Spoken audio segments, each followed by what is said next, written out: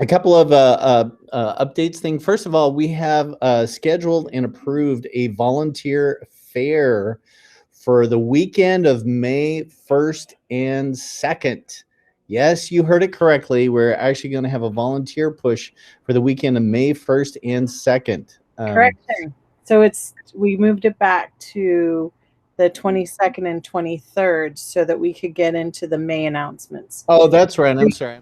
So what it is it's going to have a fair where there's going to be some announcements from the pulpit encouraging people to sign up and serve. So some of that is in development now with communications on what it's going to look like in terms of the marketing and the packaging and such. But we want you guys to know about it so you can kind of start thinking about how you can work on that in your campus or on your ministry and how to leverage that piece. There's going to be some activities here on the Fort Lauderdale campus, and we're looking at also how we can interact with the regional campuses as well. So kind of doing kind of a fair theme. So there's going to be looking at balloons, some tchotchkes, some freebies that we can give away. Haven't quite determined what that's going to look like, but we're kind of thinking something along the lines of if somebody signs up to attend an orientation, they can spin a wheel and get a prize.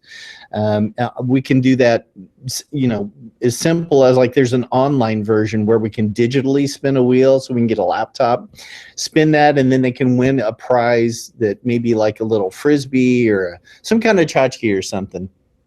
Just the idea is to get them to the orientation so we can start the process, and then they can prayerfully consider even specifically in terms of where they would like to serve if they're not ready to do that. So it is for all. So it's like family, youth, hospitality. It's going to be all ministries that are going to be able to sign up and serve for this. Community life, outreach, music, worship. We want to get everyone that's involved. We will have a little bit of food here at the Fort Lauderdale campus, like some cotton candy and some popcorn, some stuff like that. We're looking into how that we're going to play that out at the regional campuses and how maybe we can do something online, something interesting for the online team for a sign up. So that's the gist of it. Deanna, did you have anything else that you wanted to add? No, I think just that I'm gonna plan some meetings with each one of the campuses and the ministry leaders within the next week, and that'll be one of the things that we'll talk about is that how do we make that special for each campus and each area, and how do we all play a part in that volunteer fair? So more to come through those meetings. But it's really exciting. This is great. We haven't had a volunteer push for years. So thank God that we're finally getting the space and the resources to put an emphasis on this and really to elaborate how we do discipleship through the volunteering process overall. So thank God. So as more information is to come. Now, I'm going to share my screen with you because I'm going to share a couple of things. You guys good? Okay, good. So first of all, what I want to share with you guys is you guys have seen this probably before, but we have a website that we're trying to develop some resources on it that's practically useful for you guys. So there's a link I put in there. The website, the URL is actually volunteer.calvaryftl.org. And when it'll do a redirect into a Google site. So this is the volunteer.calvaryftl.org website. And the first landing page right here, this is just some quick links where we've set up for volunteer coordinators and volunteer lay leaders, things that they may use that you could find useful. So if you're a volunteer coordinator and somebody needs to register for the orientation, they can click on this button right here, and that will automatically open up the link directly to the orientation. And the way it's keyworded as a search, it'll actually come up with the next available orientation in the events field. So then we'll see right here, these May 2nd and 5th are the next new volunteer orientations that are online. So that's a quick way to kind of capture that.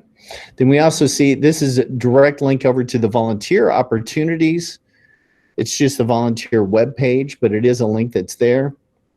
Then we also have this right here. Is we go through those cycles of fingerprinting the elders and the deacons, right? Which happens with new volunteer or new deacons and new elders, which we're in that process right now. They can click on this link right here, and that will take them to the Calendly system, which is how we schedule the fingerprinting for the deacons, elders, and individuals who need that type of second level process. And this actually, Jenny actually is the one who handles this. And this helps her make sure that we get those done in a timely manner, and we can orchestrate when they're going to be here in Fort Lauderdale and can work with her schedule. So that's a quick link that's there. And then we also are working on a couple of things here. Up at the top, you'll see this link up in the menu bar. It says video tutorials for SOP. So if we click on that, this is the current list of videos that we have for tutorials for ministry platform, mostly for ministry platform right now. So, and they're somewhat sequential in terms of a person's competency. Like here, the first one is ministry platform basics. Well, if we click on that, that's actually going to open up the, it'll either play here or we can click on the YouTube, right? But this actually goes into, that's the ministry platform basics video. So we have these videos that are laid up here or set up here so you can actually resource it. We've got how to email through MP, how to upload photos in ministry platform, how to request a CVAS link. We have even a screencast of our new volunteer orientation as a backup. If you ever want to see that as reference or what does one look like, how to end date somebody in ministry platform, how to run the volunteer requirements report. Jenny has a video in here about why do we actually do the background check. So if somebody has a question on that, that's a great response for somebody who may have concerns about the background check process itself. Pastor Doug's message about CVAST, that's the same one that comes with the email when they get the CVAST link. So we have quite a lot of resources here just to try and help you guys more in a logical format and a simple place to find it. And here's another thing too that is very helpful with this. So say you want to know how to manually add a milestone. Well, if we go over here, we click on this actually has a search engine within it. So if we put in milestone within the search field and hit enter, it's actually going to bring it up. Right, so it's gonna. Here's one of the pages that talks about it, and here's the video tutorials. So we click on that, and it'll actually take it to the page and load it. So then I'll come down here. I'll say, there it is, right there. How to manually add a milestone. We also have some other things just to let you know what we're working on. Core values. As we move ahead, core values is a lot of ministries are sharing this with their teams, their volunteer teams even, as a basis for establishing some boundaries as well as clarifying who we are within the ministry. So here, like we have the humility one, and then you click on this and it'll actually have the description field. And we'll also have soul keeping here, but we have this fabulous, amazing video from this incredibly godly woman right here that has, it talks about how important it is to keep soul keeping at the forefront, even when we're serving. So that's some of the stuff that we're trying to put on here. We want to put on some more videos to try and make this more personable. So we also want to work at some of the documentation we're going to be adding is like written tutorials, because for me, some people really like, first of all, some people prefer the video tutorials because they like to pause and go back and forth. And I know it's at 1 minute, 32 seconds, the thing that I want to do. And that's helpful, but some people like me, I actually prefer I like the written SOP because I just scan through, because usually I'm missing a step. Well, we actually can do that. We have some of the tutorials that have both embedded in the YouTube video in the description field. And I'm going through and writing through the written SOP, so it's kind of step by step in the instructions as you go through. All right? So does that make sense? Yes? Does this seem helpful to you guys or no? Because if you guys will use it, it takes a lot of time, which is okay if it's a useful tool. But here's what we need from you guys. If you see something that's missing or something that needs to be updated or tweaked, please let us know. We're more than happy to modify the information that's on there. And as we continue to grow, we're hoping that this will be kind of a knowledge base of how we manage ministry platform and some best practices that we can utilize to just get better at managing the process. So does that sound good? Yes?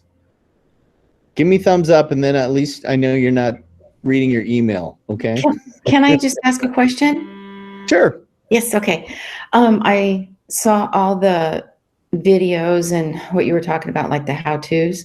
So at one time there was one about the leadership covenant, and some people have a problem signing that thing. So sometimes to not leave the volunteer frustrated, just give them the paper, let them read it, sign it.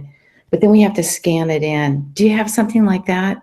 At one time there was one, but is that in your group? Yeah, it's actually there. It's how to manually add a milestone. And let me show you. Oh, it's under there? Okay. Yeah, let me pull it up. So we can do it later. I don't want to keep everyone waiting because I know you got a lot to cover. But it's a good example of how we would want to use it. So right here is the videos, and they're pretty easy to scan, but they can be searched as well. And right down here, this is the video of how to manually add a milestone. So you just click on that, and it will walk through it.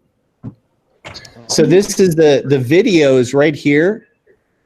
So this has the video portion, but if we look down here, you'll see that this is an example where this has the step-by-step. See this right here? Yeah. That tells you to go to the main calendar nouns on the left side, go to people list, then milestones aside. This is a checklist that matches the video. So this is a video that will walk you through it.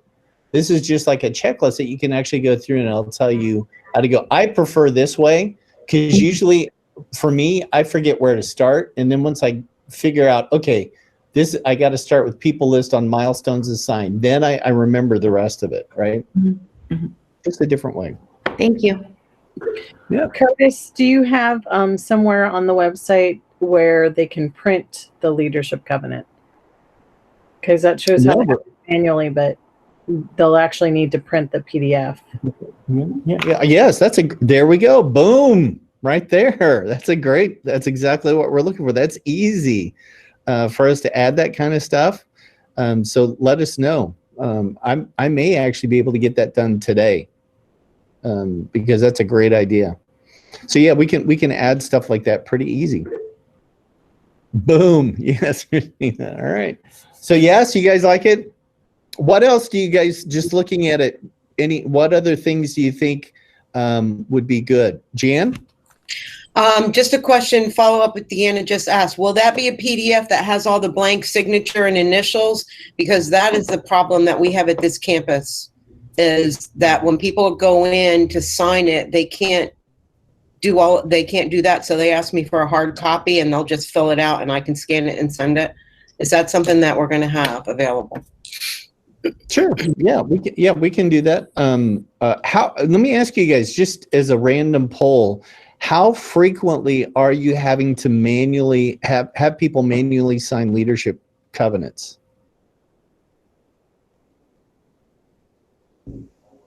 It's the population that's my age. Yeah, that's an issue that we have here a lot of times. You just can't do it. To do it. Yeah, they get frustrated, and I don't want to see that. Curtis. Okay. Curtis.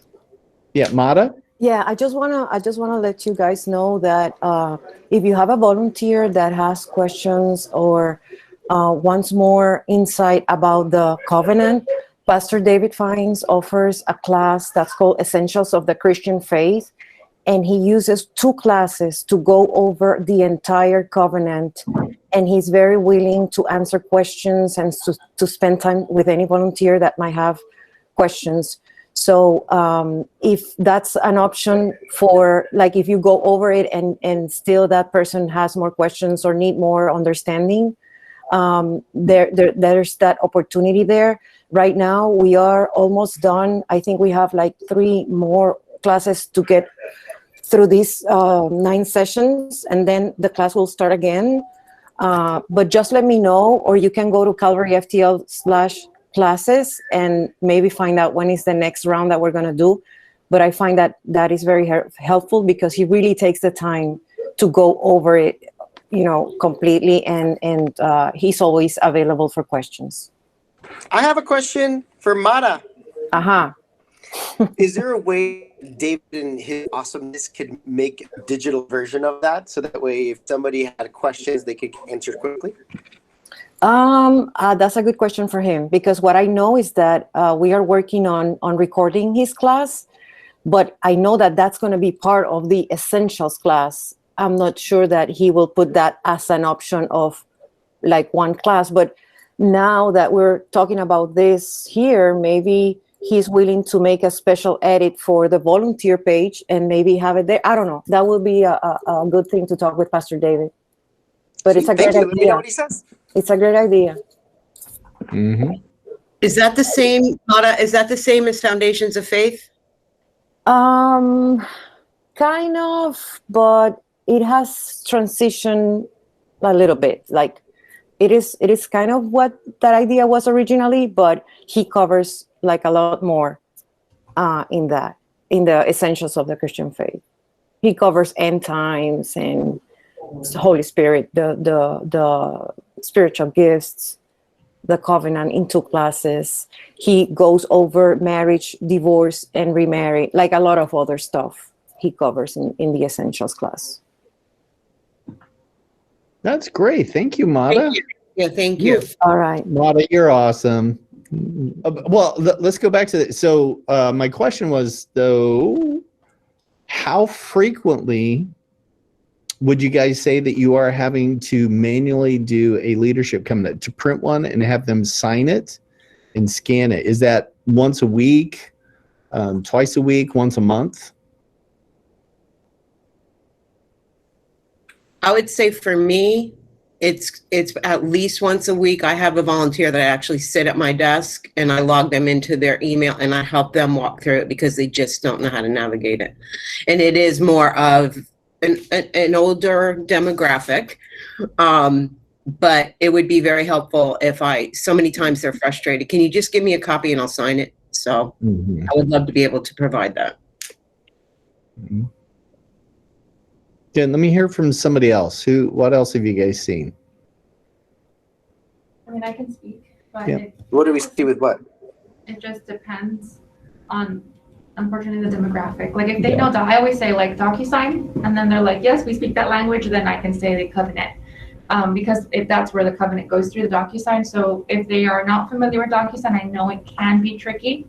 I try to walk them through it for the most part, and like I'll do it as I'm speaking to them, so they know kind of where they're going to be doing, and then I'll like put it in the email. But it is typically the older people that are not familiar with DocuSign, because it's relatively. So it's if what I'm hearing it's I think DocuSign. Yeah, it's not the frequency. It's the onesies and twosies that we run into. We need that as an option. All right, because I'm not hearing in general that it's frequent. I mean, once a week is somewhat frequent, but I think in general it goes with the demographics, and we want to make sure that we're ministering these people as best we can. I know that when we first converted to the DocuSign process, I was the go-to at Fort Lauderdale. I tried to be anyway, and I found the same thing, that people even older than me that were struggling with that technology, and I saw it as a great way to love on them, but there was very much a level of frustration that they felt a barrier, and we want to be very cognizant of that. We want to be careful with that. At the same time, too, guys, we want to be careful about offering up the paper signature process, because we don't want to deviate unless we absolutely have to from that process of utilizing DocuSign. So if we can walk them through that process, it's better for the integrity. But we need to be cognizant of the needs of each individual. Make sense, right? Because ministry definitely first. So, and I appreciate, guys, your heart that you guys actually want to offer that for individuals, just to make them feel loved and appreciated. And then you can, milk it a little bit. You can always go, I can't do this for everyone, but shh, I got something special for you, just you. Don't tell anyone, right? Kind of thing. So use it for all it's worth. Don't tell anyone else, right? Kind of thing. Okay, so that's one thing. I want to show you one other thing that we're working on here. This is something that Christian did spark the idea, and this is an LMS that I'm working on right now with the Calvary House women for them to be integrated. But what we're looking at are creating modules that we can train individuals. So when would we be using this? Well, this is, say like we get a new lay leader, and we want to teach them ministry platform. Well, right now, what that requires is the volunteer coordinator, Melissa or Jenny or myself or Deanna, have to stay with that individual and kind of stay in a class environment or a one-to-one environment. That's very slow and cumbersome, because it requires us to meet at one place at the same time for two people to repeat the same material. And that's kind of time consuming. So what this is a very basic, it's a very, very fundamental type of classroom experience, or what's called the learning management system. And so what I have here, this is one I've created for the Calvary House women. When they come in, this is a process that they start on, where we go through our mission and our values. So like right here, when they come in, this is for them, they watch the Welcome to Calvary video, and we have them actually read the core values, right? We kind of go through that. Now, what we could use as we move into equipping lay people to do this, here's an example for the leadership covenant. So the leadership covenant, this actually goes into what is the leadership covenant, and there's a video here that they can go through, or a slide presentation, and they walk through this, and then it actually has a link to the leadership covenant that they can read it, right? Remember, you guys are talking about you wanted a link to it. Well, here we can actually have everyone make sure that if they haven't taken it, or if they want a copy to read again, it's here for them. Then this walks through signing them through the digital leadership covenant. And then there's a quiz on the covenant, right? There's a little quiz to make sure that and basically it's to make sure that they weren't sleeping or just saying, yes, I got it done. Because the questions are pretty humorous in general. So you look at them. I've already taken the test. Can't take it twice, but they're pretty fun. They're obvious. They're multiple choice, and it's obvious. It's not like you write an essay kind of thing, right? And then here's an example. This is one that we're still working on developing the content. It's on the background check process. This has the video right now from great video from Jenny, and it talks about why do we have the background check process, right? And then it has a short quiz. We're gonna be adding some stuff that'll actually talk about how to look for a background check process in ministry platform and how to request one. Then here's the one that we're taking quite a bit of time here to put together. So this is the ministry platform basics, and when this is done sequentially, that's laid out here, this will actually walk a person through just explaining the database, then how the database functions, to how the database interacts with different parts of the ministry platform within itself, how records are linked to one another, how to upload a photo, how to email through ministry platform, how data works, how to look at the volunteer requirements, and several things like that. So what we can do, and what we're working on, is developing a kind of a platform, a classroom that we can assign to somebody who we think could be useful to help with in ministry platform, and they can go through these materials at their own pace in their own time. And when we feel that they're ready to, and we can actually monitor them in ministry platform, then we can actually have them start helping with some different functions. Now, realize this isn't for everyone. And we want to be very cautious about who we grant access to. And you should have, conversations with people, your overseers about who those individuals should be. But at the same time, we need to make sure that lay leaders have the tools and the abilities and the resources to help us do ministry better. So there's a sweet spot there. These are very unique individuals, but we're hoping that this kind of tool would help you to train people and walk them through understanding ministry platform, but you don't have to be the subject matter expert. You don't have to walk them through that. When we look at this combined, there's several hours worth of training in here that now you don't have to walk them through that. This program will actually walk them through how to do some training on the basics. So I kind of went through that a little bit quick, but what questions do you have about the Google Classroom learning management system?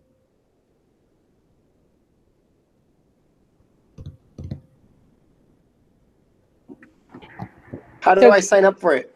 Yeah, I was going to say, how would they assign it to somebody if they had a volunteer they wanted to sign up?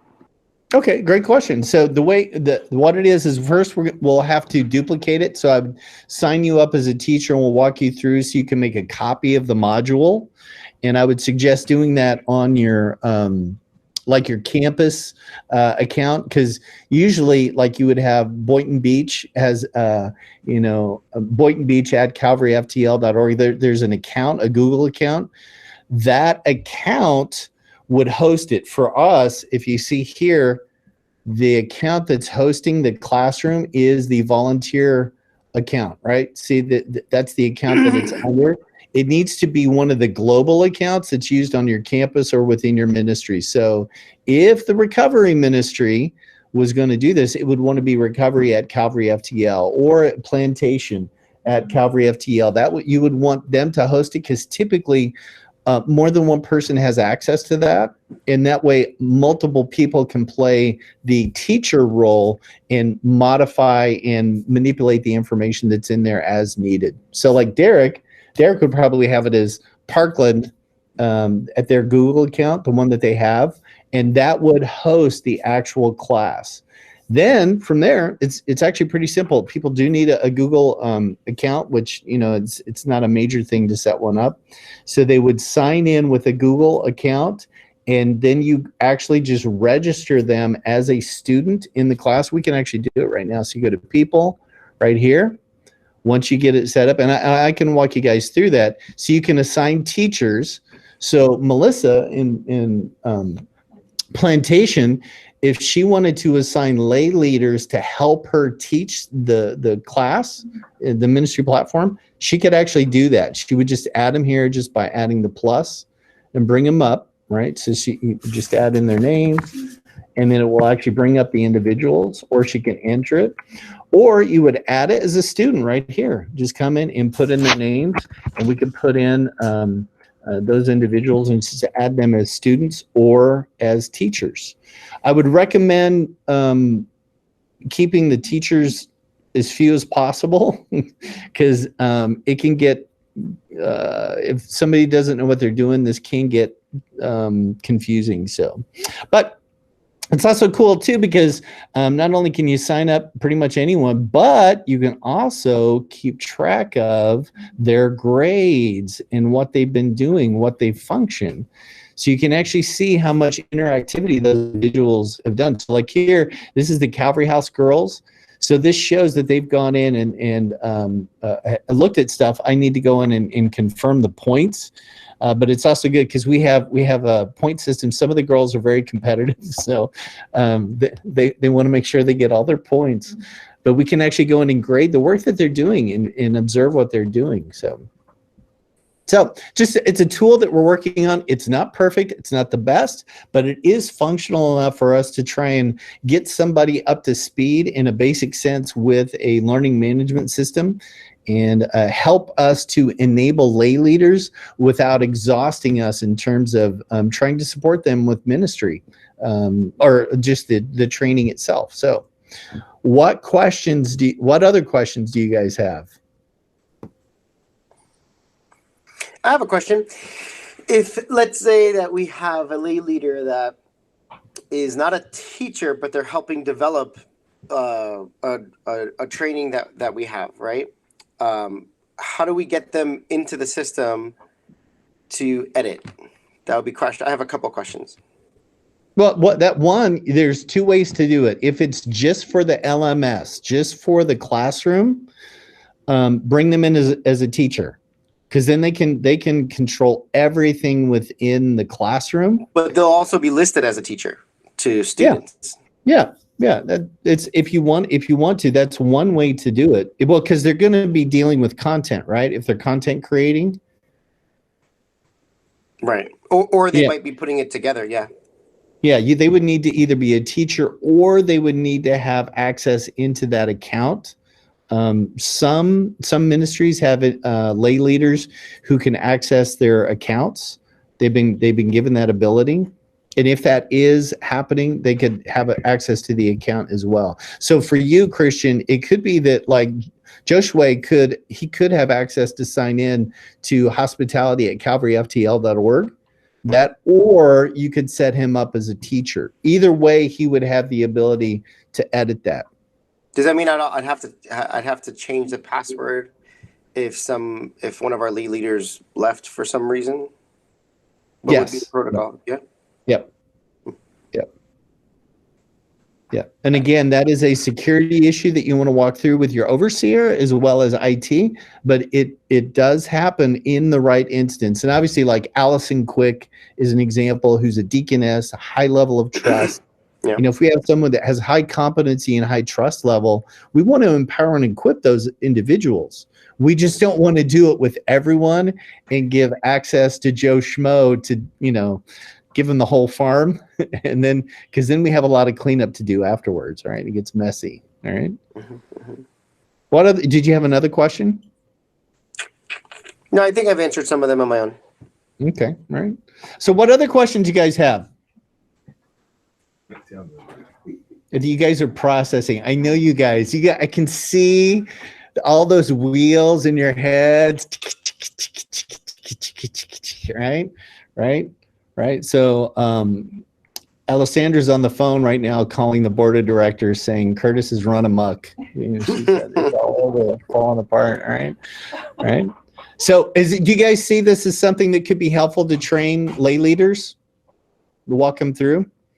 If they get through this, because here's the thing, if they go through the module and they finish all the modules and they can speak to it well, then that if you do decide to continue and give them ministry platform access, they have a competency and experience that's going to increase your trust and your ability to know that they're aware of what they're doing and the implications of that as well. Plus, Deanna and I, going back to access to ministry platform, there is a sensitivity to that issue, but the worst case scenario, what's that? Worst case scenario is somebody actually exports everything, the entire database, and they get all the names, all the phone numbers and emails. Well, Deanna and I were looking into it, and actually that feature can be turned off, right? That access, that ability to export can be turned off. And if we do that, then really all somebody with access to ministry platform is really onesies and twosies.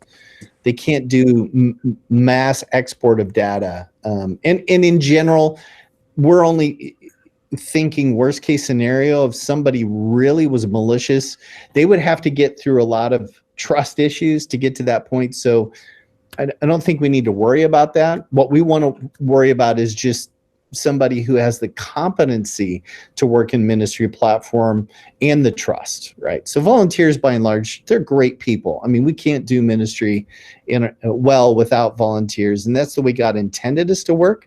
But we can put some boundaries on them. So what other questions do you guys have? I have a question.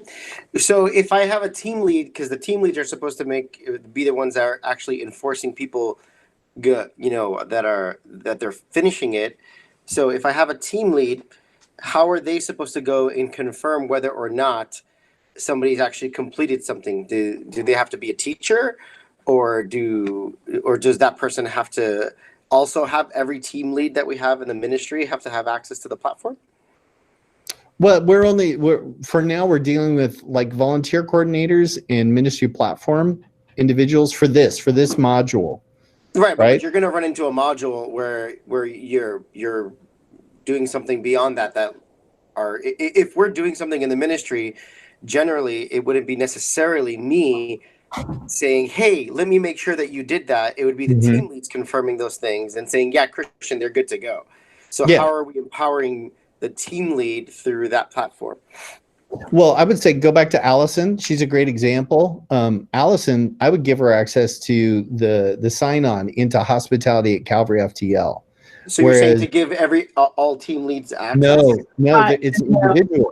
And I would actually say, Christian, that rather than doing that, if they have a V_ their name at calvaryftl.org, that's how we give them access. So if they're at a level enough where we feel trusted that we can add them, then they'll be able to have access to that with the Calvary extension email. I agree. But what about the team leads that don't need a V_? Or are you saying all team leads get them? Because we have to categorize and say team leads. How are we empowering? But Christian, hold on. You're how many people are going to be working with ministry platform in the hospitality ministry? I'm not talking about a ministry platform because this is not just ministry platform, right? No, right now the module for right now is just ministry platform and volunteer coordinator. So you're not intending for it to go any further than that? Not at this time. You guys have Google Classroom, so you can create other modules if you want. You have that capability, but for us, what we're talking about right now is just volunteer coordinator equipping type stuff. Okay. That's the gist of it. Yeah. Hey guys, can we take it offline? Because we're at time, and I just want to say real quick, the web update. So we're not going to have time to give an update right now. So I'm going to have to meet with you guys individually, and just kind of go through it, because we have a lot of paring down to do of our volunteer opportunities. Before it was more the merrier, have lots of opportunities, and that's not really working. So I'll just meet with you guys individually and have to go through that or schedule another meeting. All right. All right. Thank you, guys. God bless you. Have a great rest of your day. Ciao, ciao. Bye. Bye.